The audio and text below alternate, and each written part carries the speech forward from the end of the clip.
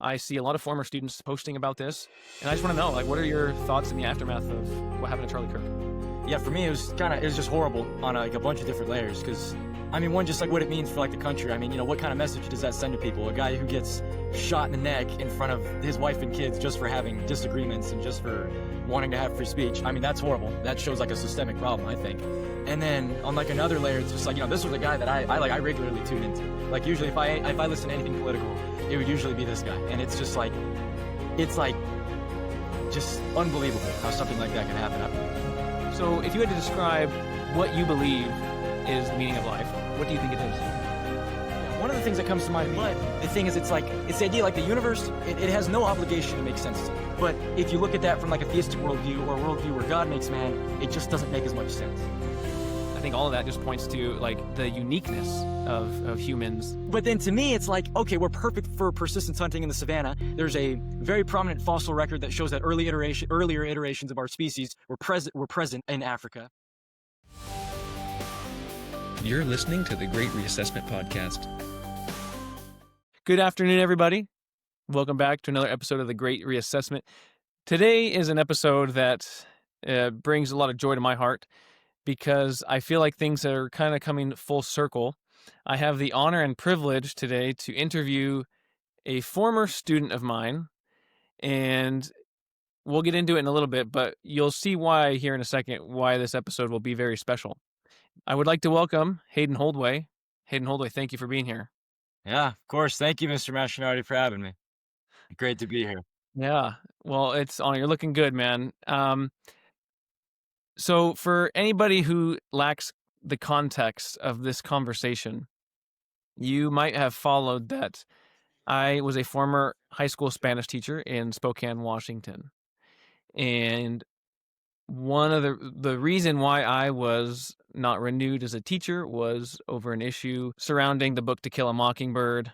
Some of you guys were following the story, but I was essentially challenged to read a portion from that book that included the word nigger, and it eventually landed me to losing my job. There was a video recording of that, me reading the passage. And what's interesting about today's episode is Hayden is the wonderful student who handed me the book on that infamous day. And so you're going to see a bright young man speak, and we're going to have a nice dialogue here. But Hayden is an incredibly articulate, incredibly bright young man who has a bright future ahead of him. And so when I was a teacher, we used to have wonderful conversations. And I'm going to miss those, but I'm glad we get to do it today. So thanks for being here. Absolutely. Thank you for having me. And thank you for all your kind words too. That means a lot. I do appreciate that. Yeah. So before we get started,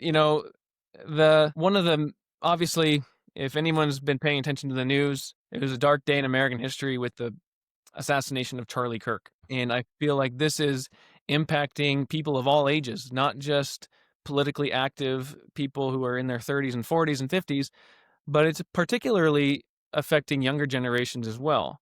I see a lot of former students posting about this, and I just want to know, like, what are your thoughts in the aftermath of what happened to Charlie Kirk? Yeah, no, absolutely. I think for me, it was just horrible on a bunch of different layers. Because, I mean, one, just like what it means for like the country. I mean, what kind of message does that send to people? A guy who gets shot in the neck in front of his wife and kids just for having disagreements and just for wanting to have free speech. I mean, that's horrible. That shows like a systemic problem, I think.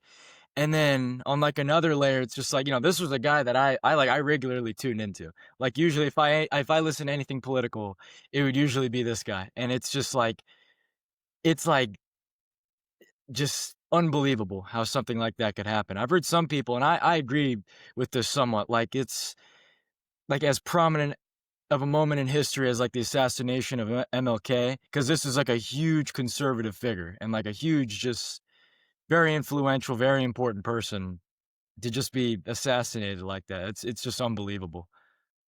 Yeah, I think for those of you who were not around or born before 9/11, right? Like I was 7 years old when 9/11 happened, and it's sort of this timestamp in history. You knew where you were at. You remember the day, even if you were young. And it was sort of this, there was before 9/11 and then there was after 9/11. And it sort of feels like for everybody, and this is sort of like a moment for younger folks who weren't there during 9/11, but there was now, your life has this bookmark where there was life before the assassination of Charlie Kirk and after. How are others? So you go to a high school, a public high school. Are kids talking about this in the hallways at school? Yeah. Speaking of that, yeah, right in the hallways, I had a conversation with with an awesome guy about it, and we were just talking about how horrible it is, like the idea of like gun control and stuff. We were talking about how like this just kind of proves that it's not guns that kill people; it's people with horrible intentions that kill people. Actually, in my the new Spanish teachers that was there, we actually had she had the class give like a moment of silence for him the day it happened. So Wow, yeah, good for it her. is something that's being talked about. Well, that's good. Yeah. He was a man who, one of the few who actually had a talent for reaching the younger generations. Mhm. And so that actually really encourages me that my replacement had a moment of silence for him. That's actually really encouraging. I think that's Yeah. really cool. I think it's really needed. And so, yeah, what an awful thing.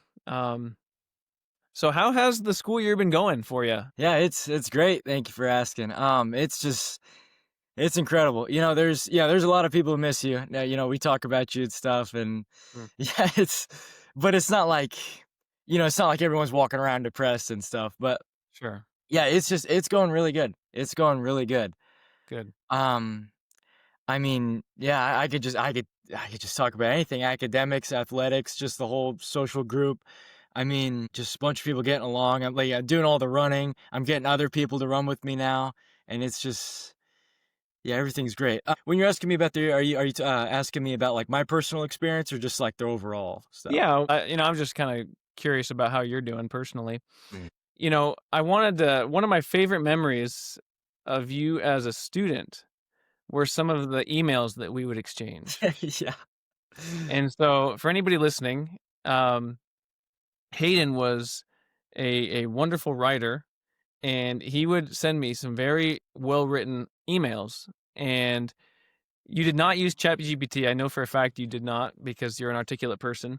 But I just want to read one of those emails, Okay. and I want to give the audience a feel for just the wonderful lexicon you have, and the thought you put into some of the things, and how you had enjoyment in the art of persuasion. Yeah. And so there was one day we were arguing about how we were going to spend the last day before Christmas break. Yeah. And Remember this. there was a complete uproar about what movie we were going to watch the day before we let out for Christmas break. Because if you've been in a high school, those last couple of days are just kind of chaotic, right? Um, Nothing really gets done. The kids are just checked out. But you sent me an email and you said this because, let me see. You wanted to, it was something about the seating chart, right? Yeah, And you said, "Dear Mr. Mastronardi, before you read this, you should know that I am very rapidly running out of material due to the length of these emails I write to you. With that being said and out of the way, allow me to begin. It has come to my attention that you have prohibited our migration across the classroom for reasons I, and many others, find to be unreasonable, irrational, and unfair. If you would give me but a moment of your time, I can wholeheartedly explain my rationale for my and your entire sixth period class's position on the situation at hand regarding your policy on interclass migration. The individuals who have requested movement throughout your classroom have phenomenal grades within your class and want nothing more to enjoy the movie with an added social aspect like they deserve." That was it, because you guys wanted to sit wherever you wanted during the yeah, movie. "Fulfilling our simple and fair requests most certainly will result in an increased classroom stability, reducing the friction in your job as a teacher substantially, and will foster many more high-quality student-teacher relationships. As an added piece of reasoning, the last 2 days before break are agreed upon by all to be designated as fun days. If I was wrong in this assumption, we wouldn't be watching The Grinch right now. Given the facts that these days are meant to be fun and the curricular process has come to a temporary but complete halt, it is fair to request that you allow us to move where we see fit to socialize with one another. Any rational person, man or child, would agree that the most important element of the Christmas season are friends and family that come along with it. Because I greatly value your time and attention, I will keep my thoughts short and concise, and given these facts, I rest my case and hope you will at least consider repealing your anti-migration laws. Thank you and have a Merry Christmas. I just want to tell you, man, those were some of my fondest memories were reading your emails. And, it's one of those things that I didn't know I would appreciate so much now not being there. But did you ever write any emails like that to any other teachers or anything like that? No, not really. So when I did write an email to like Kyle Rydell, and it was one of those, but obviously it wasn't like a goofy one like that. It was like, down to business, I guess you could say. But yeah, I think he was the only other guy I ever did like a really long email to like that. But yeah, no other teachers have gotten it. Well, it shows that you put a lot of thought into your words, and any teacher or a person who knows you personally, I think, will recognize right away that you are incredibly intelligent. And I wanted to ask you, for a lot of people, they might liken that to like an awakening, an educational, intellectual awakening that sends them down a path of pursuing knowledge and becoming a self-didact, which is somebody who teaches themselves, which you have a lot of those traits. So talk to me about what it was for you where you had like your awakening towards the acquisition of knowledge.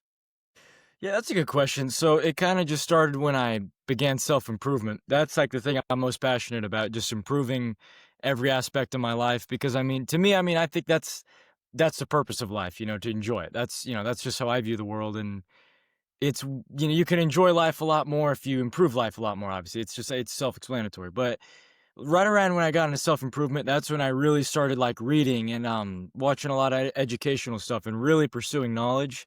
And it kind of comes from this basis of like the way I view it. The reason why I think like learning is the greatest habit you can have is like everybody wants results, and results are based off what you objectively do in the world. And everything that you do is based off what you know, and like learning is the act of getting to know more. It's like you can't weightlift if you don't know how to weightlift. You can't you're not gonna improve your health if you don't know like the facets of health. So it just comes down to that with everything that you do based on what you know. If you can just maximize your knowledge pertaining to the stuff that you're passionate about, then you can really excel in that stuff. So yeah, I just think like learning and the acquisition of knowledge is just the foundation of all your results. So that's kind of where that comes from. Yeah. How old were you when you got into self-improvement? I think I was 12. 12. I'm pretty sure I was 12. And what do you think it was that made it stick and not like this thing where you just, you brush it off and you go back to your cell phone and just start scrolling on TikTok? What made it take root? Well, it's just like, yeah, I don't know.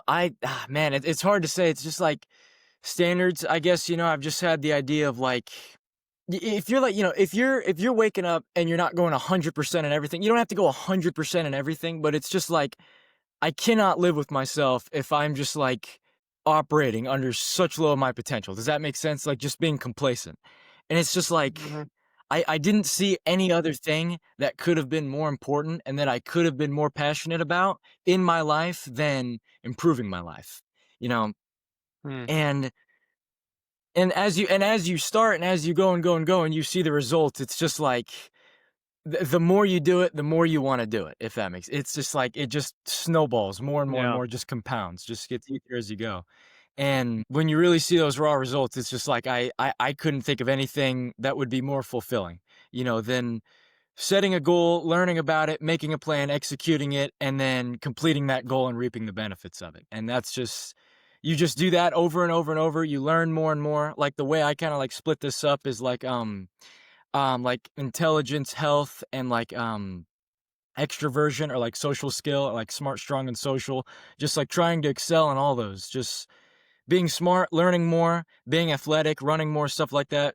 Being more social, being more confident. Just inching up every single day in those things. Like the reason it sticks is just because it's so fulfilling, and I couldn't think of anything else that would be more important than that, you know? Did your parents play a role in that? I mean, do you find that you take after one of your parents in in that way, sort of? Or like as you compare yourself, because I know you have siblings, Mhm. are are you unique in that way where everybody sort of has their own bents, right? Is that unique for you? Well, I mean, let me think. It's like, I wouldn't really say I like, obviously, like, I take after them in some ways because they're my parents, but like they never told me like, okay, Hayden, you're going to get on self-improvement, pick up this book and read it. It was all Hmm. just of my own accord. And I want to make this clear. I'm extremely grateful for everything they've done. Like they don't Yeah. even know a fraction of my gratitude I have for them. Like, the it's just like the basic stuff. Like the fact I get to sleep on a bed every night and, recover from running and all that comfortably and everything. I have a warm home. If I'm sick, I can just curl up in bed and stuff. All the like the carnivore diet I do. They pay for all that meat. They pay for my Mhm. shoes. They pay for everything. They do all that. They don't tell me to go run, but they give me the things that allow me to do that. And Mhm. I think I'm pretty articulate, but I don't think I have even a fraction of the articulation ability to express my gratitude for what they do. Yeah, so like to answer your question, it's not like they tell me to go run or something, or like they were runners, so now I'm a runner. Or they're on self improvement, so now I'm on self improvement. It's just I'm just grateful for what they've done, and they allow me to do what I do, and that's That's incredible. wonderful to hear. That's wonderful to hear. So back when you were a former student of mine, you would sign up for what we call Eagle Time, right? We would do these Eagle Times. And for anybody who doesn't know, Eagle Time was the 30-minute block period in between second and third period. And that was a period where students could sign up for these different activities, different classes. Sometimes it was you could go back to your math teacher and make up math homework or history homework. But for the students that didn't need any of that, they could sign up for like a fun extracurricular 30-minute lesson on something. Maybe a teacher would be offering an interesting lesson on a craft, or it would vary depending on the week. But I would host an Eagle Time called Thought Provoking Conversations. And Hayden, I would be surprised if you ever missed one, but we would have really thought provoking conversations where I would allow the students to ask any question and we would write it up on the board and I would facilitate a discussion about those topics. So some of the topics that we would talk about are meaning of life. We would talk about moral absolutes, things like that. And it was really incredible to see what is going on in the minds of these young people. And so I kind of wanted to have a thought provoking conversation with you. Yeah, yeah, And one thing that I always wanted to ask you that I never really got the chance, mainly because it it probably would have been like a 2-hour conversation. But yeah, I yeah. remember your brother, who is also a very intelligent young man. Um, you guys have all different worldviews. By his own admission, he told me he was a Christian, and you are not. And so I want to know, like, what what is it like? How did your brother come to his stance on faith, and where did you guys have fun conversations, fun arguments? Talk to me about that a little bit, and like what was that dynamic? Yeah, no, of course. It was wonderful. And like 90% of the time it was like we would usually agree on stuff. Like 90% of the time we would agree. And I think one of the biggest things like one of the biggest differences we had to do with like morals. And it was like I think morals, like my stance on this. I think like really scientifically, I think like, a lot of the stuff, like a lot of elements of culture and stuff, a lot of like habits we have just come from our DNA, come from like biological cues and stuff like that. But one of our biggest disagreements, if I recall correctly, was where like morals comes from, like what's right and wrong. And he said that like man cannot. I don't want to misquote him, but I'm like 90% certain it was something like this. Like man cannot say what's right or wrong, and that's why you need God. You need some kind of like godlike institution to to make the rules for what's right and wrong. Like, man can't do that. But I disagreed. I thought, morals and what we think is right and wrong, what we think is evil and what we think is righteous comes from biological cues, biological instinct, and desires. Like, for example, like, you can say like murder is evil, for example, because God has deemed it so. If that, I don't know if that's someone's stance, but if it is, that I think that's kind of what he says. But I think murder's wrong because it like damages, or like it goes against our instinct to cooperate, our instinct to keep everyone alive and everyone healthy, and our instinct to prosper, if that makes sense. Like, it comes from DNA, biological instinct, as opposed from God. But that was one of our biggest disagreements. But for the most part, we agree on a lot. Like, the purpose of life is just to enjoy it. Mm. That was the thing. That, you don't even have to believe in a God to act righteous or like have morals and stuff. We agreed that,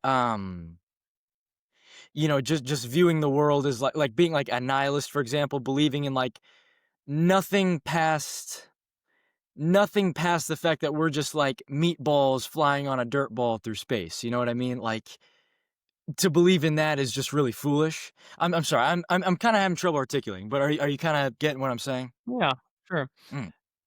So if you had to describe what you believe is the meaning of life, which is a huge question, right? What do you think it is? Well, I think it kind of depends on how you view that. If it's like some like transcendent thing or something, or like how somebody views it down on like the individual levels. So yeah, are you asking me like what's like the overall like transcendent meaning of life, or what do you think like the purpose for like individuals should be? I think that's a good distinction to make. Yeah. Do you have an answer for why you are here on this earth and what your ultimate purpose is? Yeah, it'd be kind of hard to say, to be honest. I mean, the reason I'm on the earth, like, what I'd say, because I don't believe, personally, I don't believe in a God, and I don't like belittle people if they do. I don't think that's a bad Mhm. thing. I think of believing in a God, if that's what makes you act righteous or something, then all right, that's just more righteous people in the world. So that I don't think that's a bad thing at all. But for me, I personally, I don't think there's a divine purpose, like a transcendent purpose for a human being to be on the planet. But I think a purpose down onto the individual level, like what your purpose should be, is just to enjoy life. Because life is, I see life as a gift. I see life as the most beautiful thing anybody can fathom. Just being here, being able to like just think and feel and experience. I think that's by far the most beautiful thing in the world. And to get to experience that is a true gift. And so I think the purpose should just be to enjoy that gift. Just enjoy it. Improve yourself, put more good into the world, and just spread order. But other than that, I don't think there's like a divine purpose, like to get into heaven or like worship a deity. That's just that's just what I think. Yeah. Well, I certainly appreciate how deep you think about this. And, I don't think that it sounds like you've come to your conclusions in sincerity out of a desire to know more. If you had to play devil's advocate with yourself, okay, where do you think there are shortcomings in what you believe about the world? Yeah.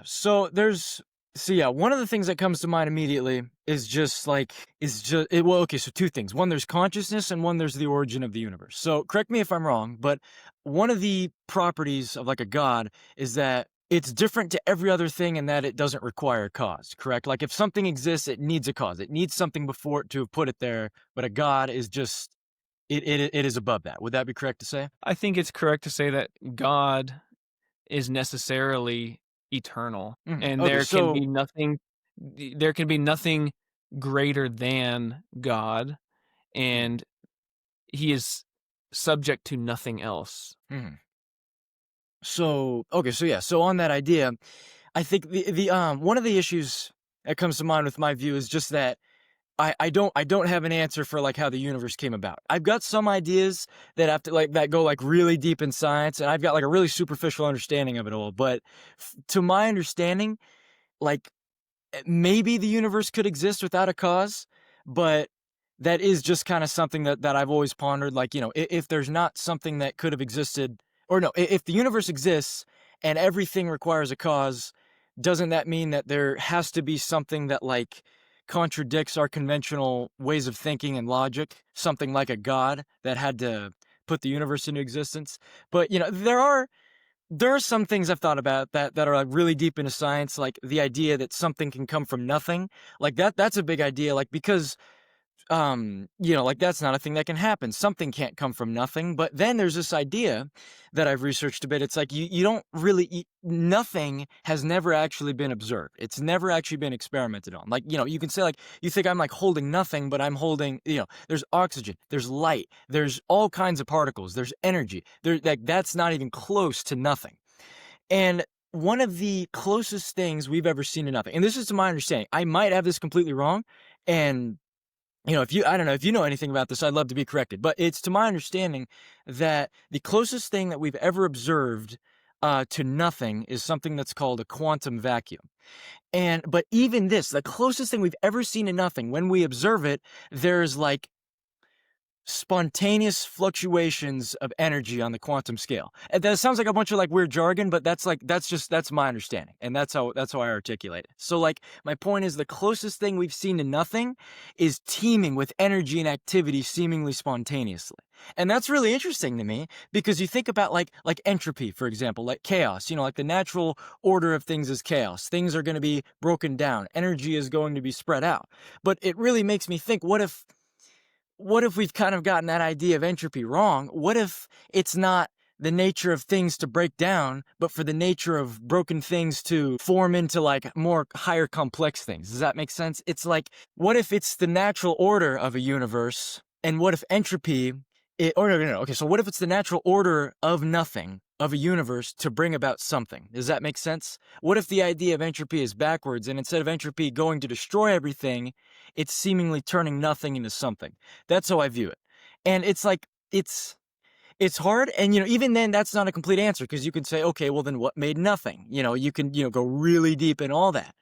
But it's just the best answer I have. And I'm willing to say that with my viewpoint, I just don't know. Like, I just don't know where the universe came from. I just don't have that answer yet. So, and then, sorry, that was kind of like I was kind of jumbling my thoughts and everything. But the second thing that comes to mind is consciousness. Like, it's just like a really huge mystery. So I know this idea of like, in some faiths, it's like, God animates man with a soul, right? And that gives us consciousness, that gives us free will, that gives us something to act on outside of just like instinct. But and to me it's kind of like, it's consciousness is just really mysterious. And again, it's just another one of those things that I just don't have an answer for it.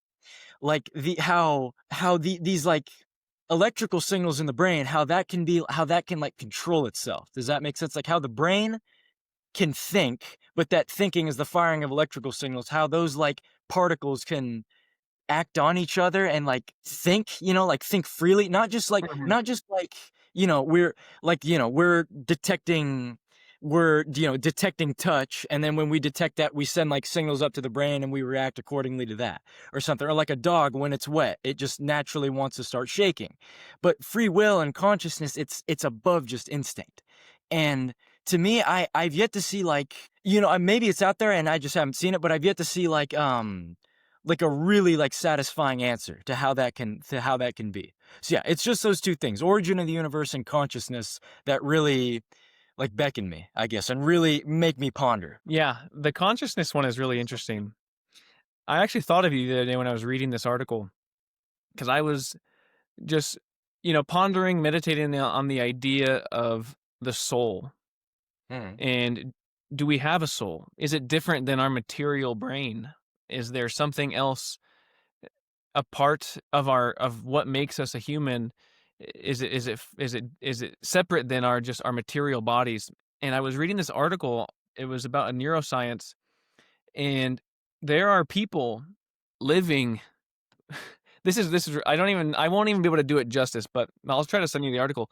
But it was about people who live with hydrocephalus, and that is a condition where you have it's a condition inside the cranial skull where there's fluid buildup, air pockets, and you can actually detect this on an ultrasound while the baby's in the womb. And a lot of people can tell ahead of time if their baby's going to have hydrocephalus, and these people have terrible medical conditions their whole lives. I don't even know what all the symptoms are after birth, but several documented cases of people well into their 30s and 40s who have severe cases of hydrocephalus, and they have 95% of their brain missing. Like they're almost essentially living without a brain, and they are completely asymptomatic. They have Really? all the mental thinking faculties. They didn't even know they had hydrocephalus. And it's just this crazy phenomenon that how does neuroscience explain something like that? Where you have somebody who has a brain literally probably the size of your fingernail, who has made it through life. You wouldn't be able to tell them apart from somebody else in a conversation, has reproduced, gotten married, have a family. And so that, to me, I think just suggests that maybe this idea of the soul is something different than just the material brain. And the word spirit is an interesting word. I think I've explained this in class before, when I'm doing like the Latin word of the day, but the word spirit comes from the Latin word spiritus, which means breath. And, it's interesting how like you can, you know very well when somebody is dead or they're alive, right? Like, and is it really only that their organs shut down, or is it like that the breath of life has actually left their body? And crap, I'm losing my train of thought. But it's fascinating, and that's one of the things for me that I think tethers me to a theistic worldview, is this idea that I know I have a soul. I can feel that I have a soul. And I think that neuroscience is sort of coming up empty-handed when it looks at situations like this with this plenty of people around the world. Granted, it's very rare, but living with hydrocephalus, their brain is the size of a grape, and there is this life that exists within their bodies that neuroscience can't really explain. Do you find that interesting? I do think it's interesting, and I'll give you, I think one of the biggest foundational pieces of intelligence is honesty. So I'm just gonna be honest. Like, to me, that sounds unbelievable. Like, I don't Yeah, I got some like, articles pulled like right here. yeah, I'm just scrolling, just trying to find the main one. And then there's other ones that popped up, but it was like, meet the man who lives normally with 90% of his damage to 90% of his brain, or like living without a brain. I'd have to click on some of these, but I was reading this article in the newspaper the other day, and it had quotes from neuroscience, neurosurgeons, and just absolutely remarkable. And so it suggests to me like scientifically that, and maybe there's a soul, and there's this quantum realm that, like, I don't even know if that's the right word, because that would suggest you can measure it and see it, like, even if it's quantum, but like the idea of a soul, right? And we're just philosophizing a little bit here, but yeah, I don't know. See, like, this is the thing for me. Like, this is how I view it. And you can, I'd love to hear you. I'd love to hear you like criticize this. I'd love to hear what you have to say about this. I feel like if there was a soul, your body would just have to be a vessel for it, and there wouldn't have to be all that other stuff. All that other stuff, like the heart, the lungs, the kidneys, and stuff. Because, like you were saying, like if there's that like breath of life in them, then like, how does a knife jammed into my heart, like how does that interact with like the spirit? Well, like, to me, what I think, well, obviously you put a hole in your heart, it can't pump blood around the body, every cell dies because it doesn't have oxygen and nutrients being circulated. So that's how I see, like, what I see, the thing that I think animates the body is just like, like energy and oxygen, resources, proteins, fats, DNA, all that. That's how I view it. And I think if it were a spirit, like, why would we have to have like organs, if that makes sense? Like, I don't know. I'd love to hear what you have to say about that. But it's yeah. like, if life just comes from like this breath, this like spirit, then why do we need like all this other stuff? You know what I mean? Yeah, I mean, it's an interesting inquiry, and I don't have the perfect answer for it, but God made a physical world, right? God is spirit. God is outside of time and space. And I think it's where we approach God is sort of like at the intersection of like, we are physical creatures pursuing, but there's also this meaning to the universe. And we're here, I believe, to know God. And so there's this spiritual realm that we are interacting with. And so I think the human body, the bodies that God gave us, might just be like the perfect harmonization of God is an artist. He created an earth with beautiful mountains, oceans, nature, scenery that really is breathtaking, right? And so it displays the glory of God, this physical world. And he made us physical creatures, but we have a spiritual side, and man is like the crown of his creation. And so I think we just necessarily need to possess both of those in order to fulfill what he was creating. And I guess that's really all I can say about that, but it's like we are both and. It's a both and. And in God's divine providence and in his sovereignty, he wanted us to be physical creatures. And we are not intended to live forever. So if we were just spirit, I'm assuming that we would be eternal beings and that we would never die. But as death came into the world through sin, man does not live forever. And if we were only spirit, we wouldn't have physical bodies that would not grow old and fragile and decrepit. And with a material body, we feel our own limits. We feel our own limitations and the pains of this life. We suffer injury, and it separates us from God. If we were only spirit, we wouldn't really be all that different from God. But in this life, on this side of heaven, this side of eternity, we need a physical body, to separate us from what it is to be God, but also to enjoy the many gifts that he gave us. We wouldn't really be able to reproduce, I think, if we were just spirit on the inside. We were just a shell and only had a spirit on the inside. And then there's just this mystery, right? There's a level of mystery to all of it that we don't fully understand, but that's why we approach God's word, and there's a level of faith with it all too. But just on this question of the body, I think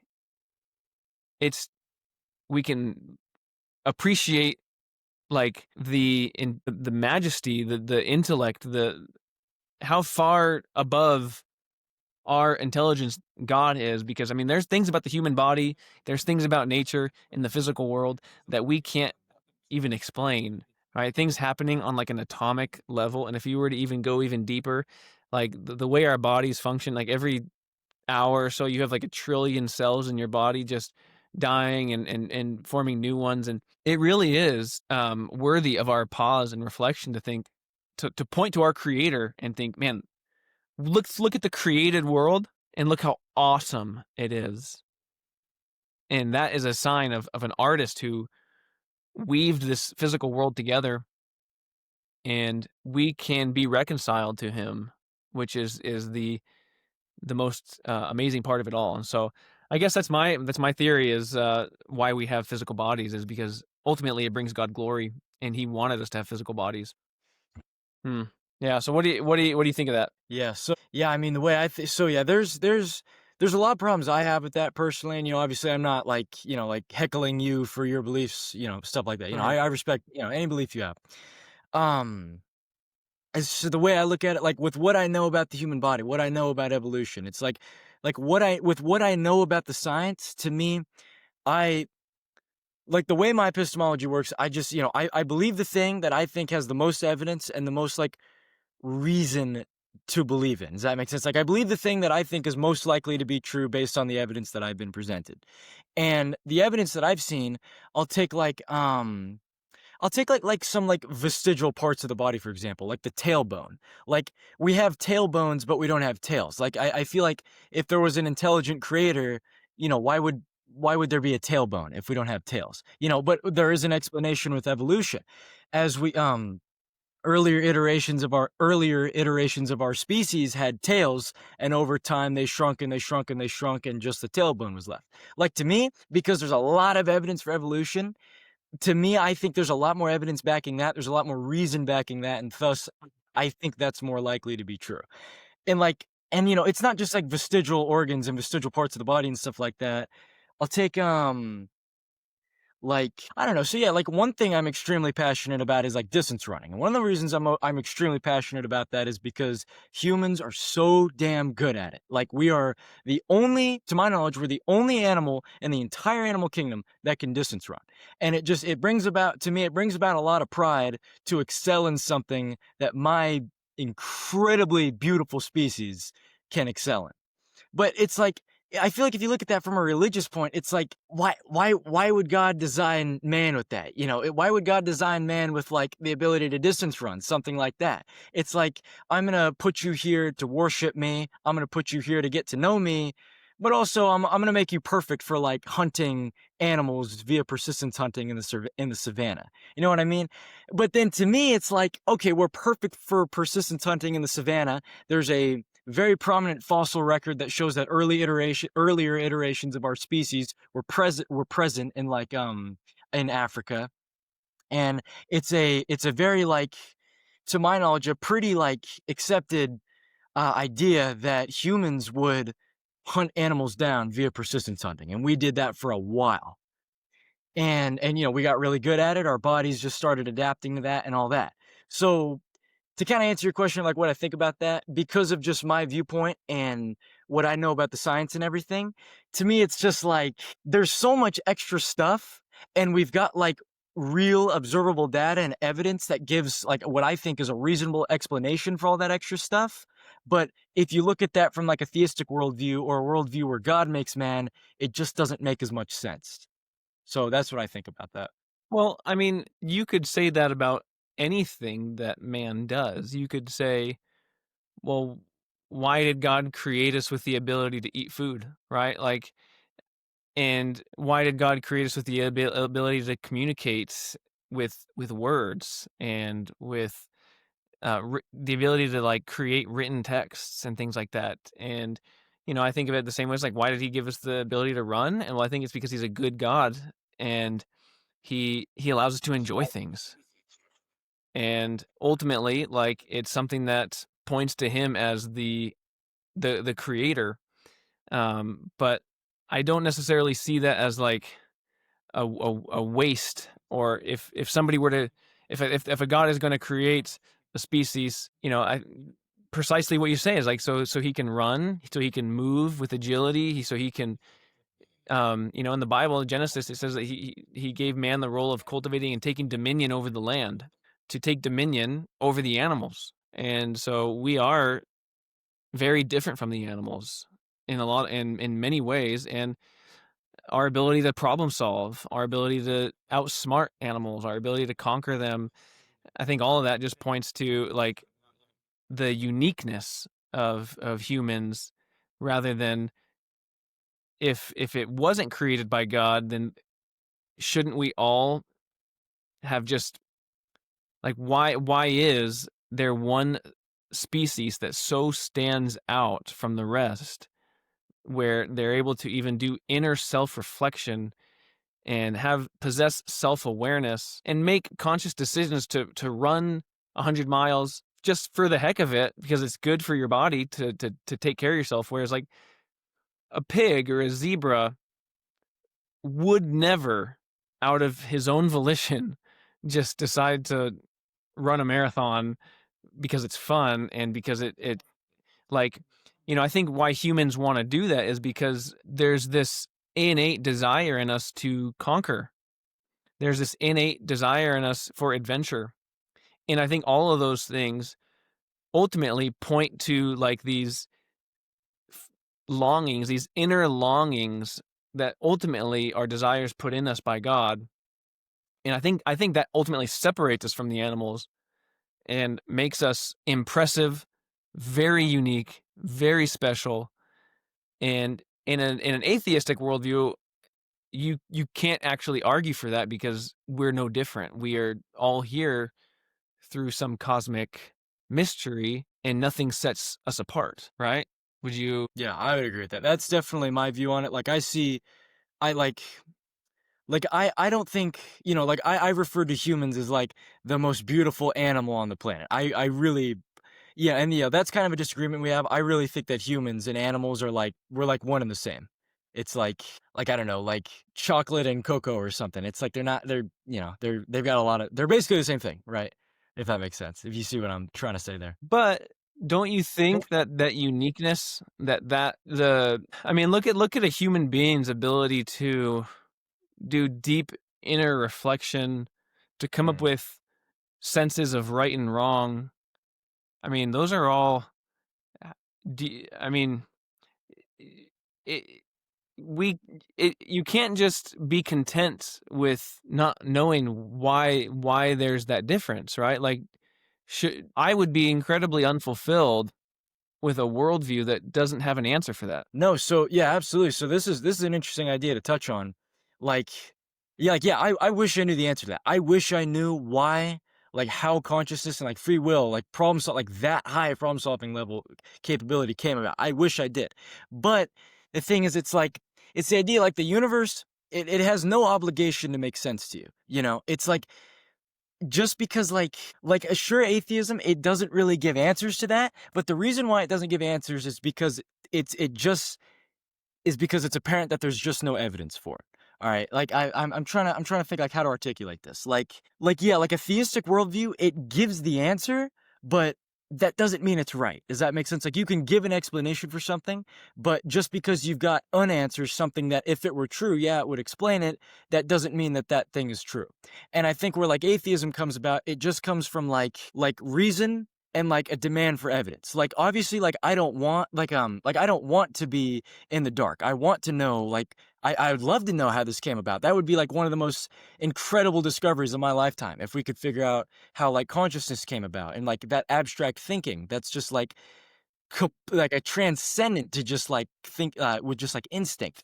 But as much as I'd like to know that, I just have to accept that I don't know that, and until there's sufficient evidence that gives me a reasonable answer, I'm gonna be like content with not knowing it. Does that make sense? Like because there's not evidence, I'm content with not knowing because at the moment there's just not evidence. And maybe one day when there is evidence, then we'll know and it'll be good. But I mean, I- there's definitely evidence. There certainly isn't an absence of evidence.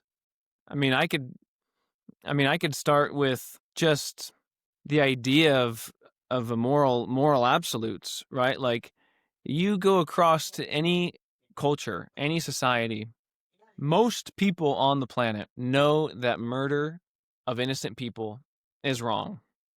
yeah, yeah. Okay. Most people know that unless somebody is just completely insane. Mhm. And how is it that can come about, right? Like, Yeah. is it really instincts? And if it is just instincts, the burden is on someone to convince us that like we have the right to subdue you because like say it is like we form a society that says murder is wrong because naturally our instincts lead to us believing that murder is wrong. Mhm. Right? If that's the highest thing that you can appeal to is one's instinct, okay? And somebody does murder somebody, right? Um, who's to say that it was? I mean, really, can you form an entire society, an entire civilization of right and wrong, and legislating laws and to put things in order based on instinct alone? Yeah. So yeah, that's an interesting question. So to make like the entire like a governmental system, make an entire culture, entire like actual civilization, it's not just gonna be like instinct in the way like some single-celled organism can, like how its hunger signals work and stuff like that. It's not like that. It's a combination of that abstract thinking and that free will and that incredible problem-solving capability paired with instinct. It's like like gasoline in an engine. You're not going to get the car to move just by having the gas, which is like instinct. You also need something that can amplify the power of those instincts, like an engine, or in this case, like the problem solving capability, the free will, stuff like that. And I think, and yeah, like what you were saying with like murder being wrong because it goes against instinct, that's like that's personally, I think that's how it is with everything. I think that's where like all of our laws come from. It's because breaking one of those laws, like murder or rape or burglary, it goes against these instincts, and it goes against this like inherent biological desire to maintain stability of like the human cooperative, if that makes sense. So yeah, I hope that kind of answers your question. But certainly it doesn't take long if you look around the world to know that we have a lot of awful instincts that if we were to act upon them, it would lead to a dark world of destruction and chaos all around us if we followed our instincts. So appealing to instinct, I think, falls short. You might, like with the murder, because that's just such a blatant example, you might be able to get away with that one. But there's so many quote unquote lower level instincts that I think can cause a lot of harm and destruction if you say, well, our instincts are going to be what we decide to be the black and white marker for right and wrong. What is man's natural instincts? Because a lot of those instincts are evil. Well, so give me a few, like give me some examples, so I really know. You can have a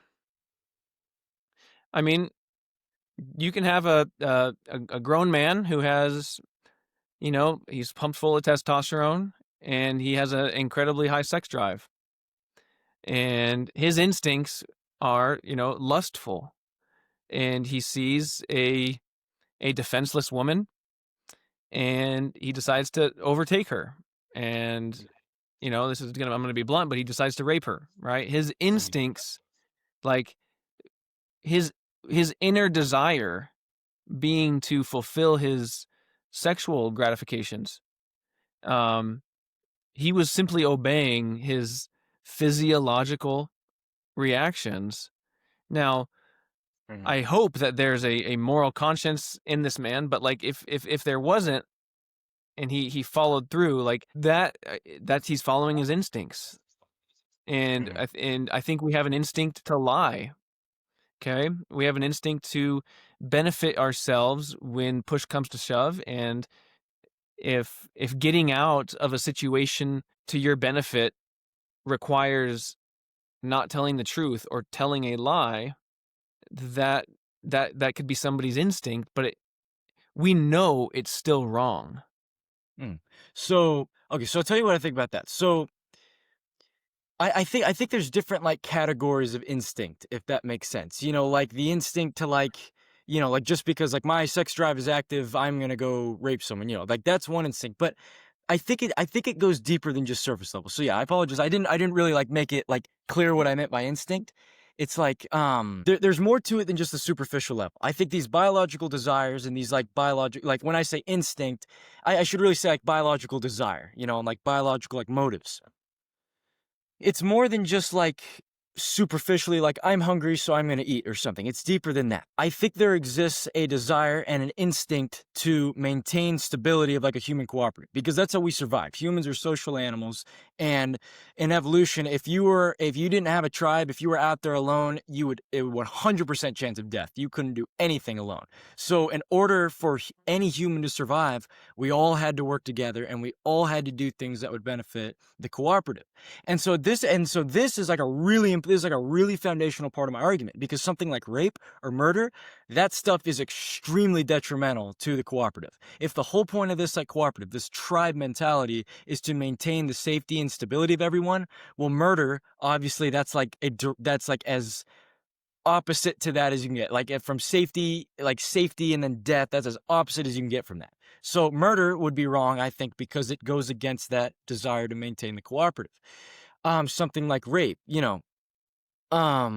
like how would I say this? So it's like rape in like a human cooperative or something like that. I'd wager that's not really a good thing, because like you're gonna there's a big old rabbit hole I could go down here. But basically, it's like if the woman is like, absolutely not, I am not going to have intercourse with you or anything, then it would be reasonable to say that that man is not like, that man's not impressive enough. I'm trying to like, okay. I'm trying to articulate this. Okay. So I'm thinking about this in like terms of like completely like primitive desire, like in the setting of like the savannah, in the setting of the wild. Like if we were to ignore like, modern day institutions and stuff like that. So just going like full like caveman, I guess. So yeah, I'm trying to like explain like why rape would be wrong here. So it's wrong because if the woman obviously would not want to have the intercourse there, then obviously the man does not have like, is not strong, does not have good genetic material, does not have resources, is not going to be like, is not impressive enough to bear those children. Does that make sense? I'm sorry.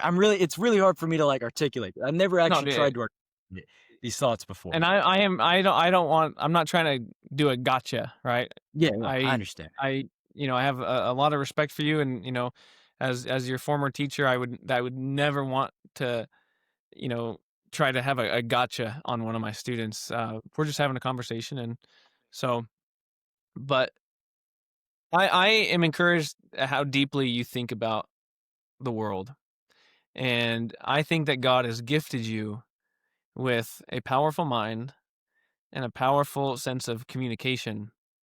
And I think that if and I think that you are a powerful tool for good in the world, and you are young, and you are beyond your years, I would say, in a lot of areas of knowledge. And I just want to encourage you to keep that going, and to keep pursuing knowledge, keep pursuing the good, the true, and the beautiful about the world. I would have never been able to do this as a teacher, because it probably definitely would have gotten me fired a lot sooner. But I think that if you gave your life to the Lord, and that you confess your sins and believe in Christ as your Lord and Savior, I think that you would be a powerful tool,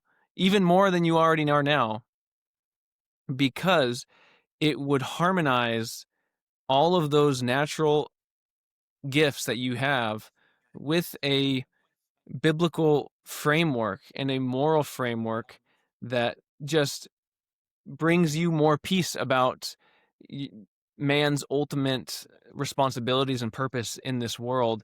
And ultimately, we can dedicate those skills back to God. And so, I guess that's just kind of how I kind of want to wrap this up, because we could go all day on the moral absolutes and things like that. But, maybe this is just one touch point. And I want you to know that I care about you deeply, and I was fortunate to be able to have you in my class. And you were a stellar student, and I just wish you the best of luck the rest of this year.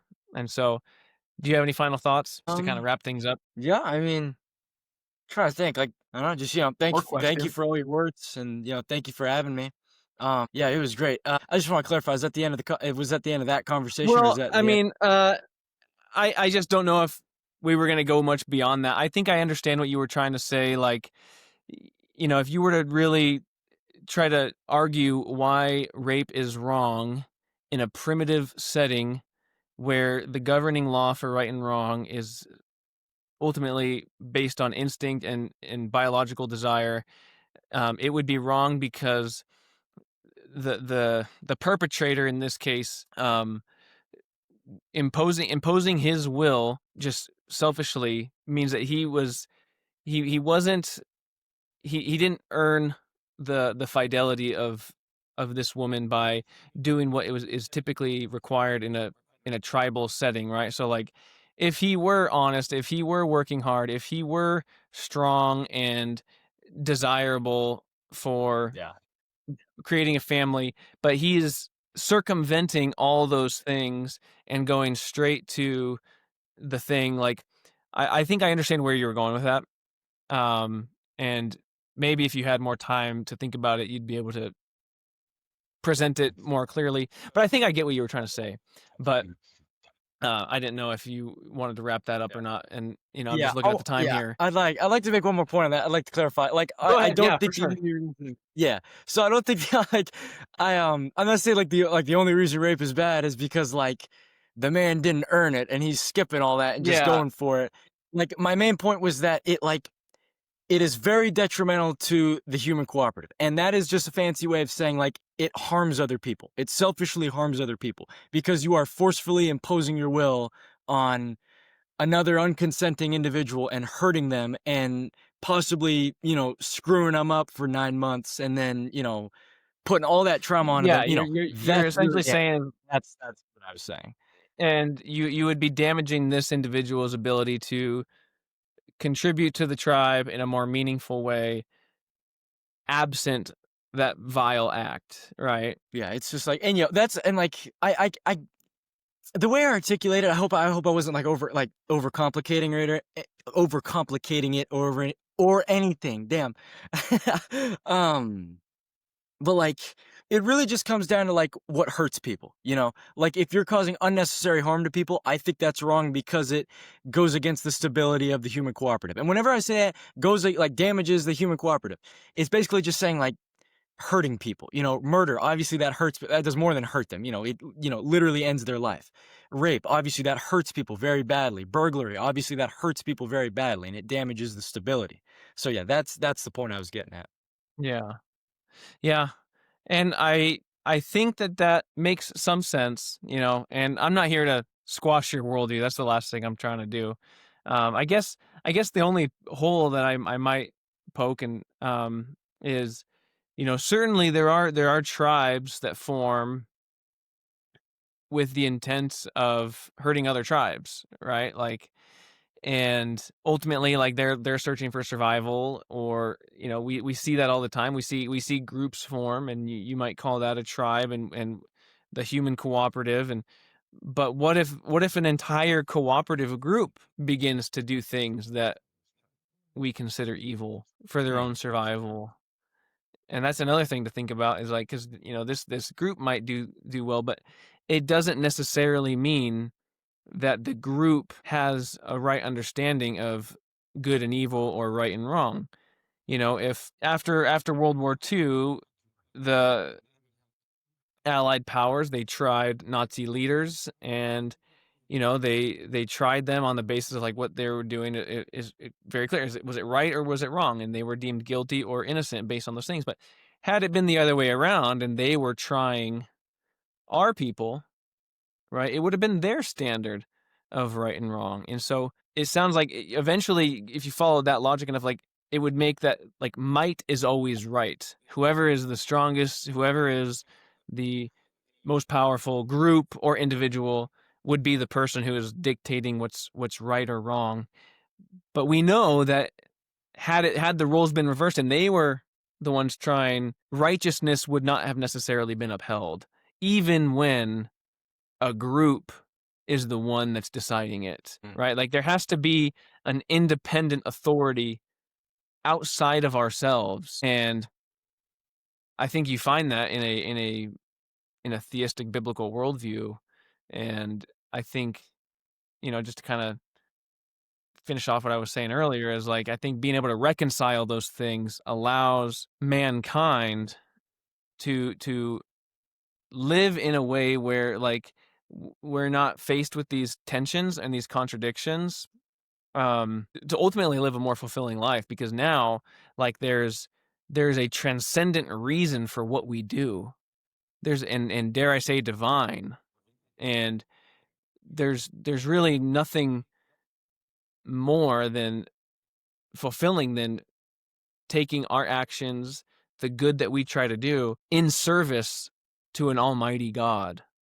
And I think that gives it a little bit more higher meaning, higher purpose, and it can give us rest and comfort knowing that even if we die, like our actions are not just in vain, but there was a higher purpose to it all. And so um I'll let you have the last word, and we can kind of wrap up here, man. Yeah, yeah. Yeah. I mean, there's definitely a lot to think about there, but it's interesting. I usually don't get to have like a lot of talks like this and, have my worldview, challenged and, really get to think deep with another person about this. So thank you for that. This has been wonderful. And Yeah, yeah, man. anytime you want to do this, I'd be down to do this. I find this very enriching and just love stuff like this. Love thinking. Yeah, the pleasure was Cool. mine. The pleasure was certainly all mine. It's a joy to see you again, and I wish you nothing but the best. Keep up the great work, man. Keep hitting the books. Keep, pursuing self-improvement and trying to be the best that you can possibly be. And so, Hayden Holdaway, everybody. That's it for today, folks, and we'll see you next time. Thank you.